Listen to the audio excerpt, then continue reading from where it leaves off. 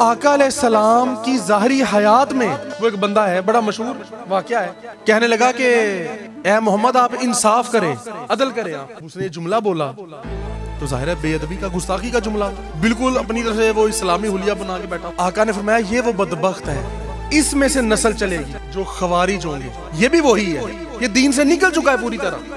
دیکھنے میں اس کا سارا حلیہ دین والا ہے، نمازیں بھی پڑھتا ہے، سب کچھ کرتا ہے، ادب نہیں ہے بس۔ یہ کہا کہ آپ عدل انصاف کرنا، مطلب آقا کی بارگاہ میں یہ کہنا بھی اتنی بڑی گستاخی ہے۔ فرمایا اس کی تو پوری نسل ہی بدبخت ہے۔ کچھ اعمال اچھے اور کچھ برے ایسے انسان سے ہو جاتے ہیں کہ جس کا صلہ یہاں نہیں مل سکتا، کچھ عمل اچھے اتنے ہو جاتے ہیں اس کا صلہ دنیا میں نہیں مل سکتا، وہ دنیا کی لمٹ سے باہر ہو جاتا ہے اس کا عمل اچھائی میں، اس کا صلہ پھر اللہ آخرت میں دے گا۔ اور کچھ برے اتنے ہو جاتے ہیں عمل کہ اس کا عذاب یہاں پر نہیں ہوگا، پھر اس کا عذاب پھر بعد میں ہوگا، وہ دنیا کے دائرے سے آگے چلی جاتی ہے بات، اچھائی ہو یا برائی ہو۔ اور یہ دکھاوا کرنا کہ ہم بڑے متقی اور بڑے پرہیزگار اور بڑے زاہد اور عابد ہیں، بڑے عبادت گزار ہیں، بڑے زہد و تقوی والے ہیں، آقا نے فرمایا یہ دکھاوا کرنا، ریاکاری کرنا بھی شرک ہے، اگرچہ شرک اصغر ہے، چھوٹا شرک ہے لیکن ہے۔ جب جادوگر موسیٰ علیہ السلام کے سامنے آئے، ان کا وہ مناظرہ ہونا تھا،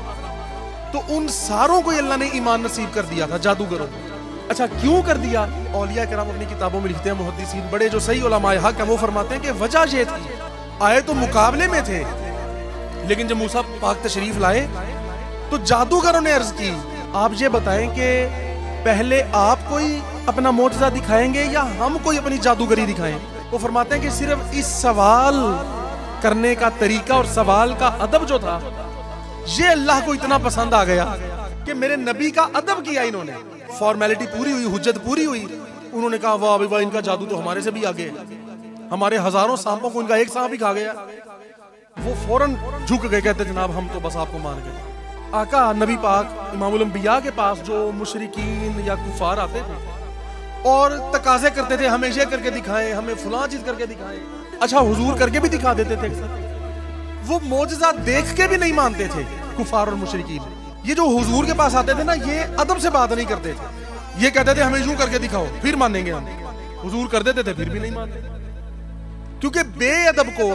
ایمان اللہ نصیب نہیں کرتا۔ پھر کتنے ہزاروں یا لاکھوں لوگ ہوں گے قیامت کے دن جنہوں نے نمازیں فرض بھی پڑھے ہوں گے اور کچھ نفل بھی پڑھتے ہوں گے، اس کے باوجود فرمایا کہ ان کی نمازیں اور ان کے روزے گٹھڑی میں باندھ کر ان کے منہ پر دے ماریں گے اور کہیں گے کہ دفع ہو جاؤ یہاں سے اپنے اعمال لے کر،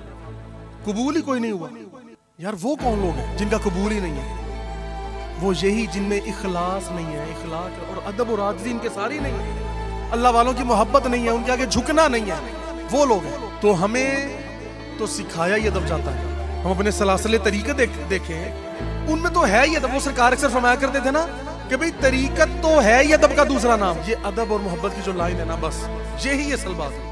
منگتوں کو سلطان بنایا میرے کملی والے نے، منگتوں کو سلطان بنایا، جب اپنا دربار سجایا میرے کملی والے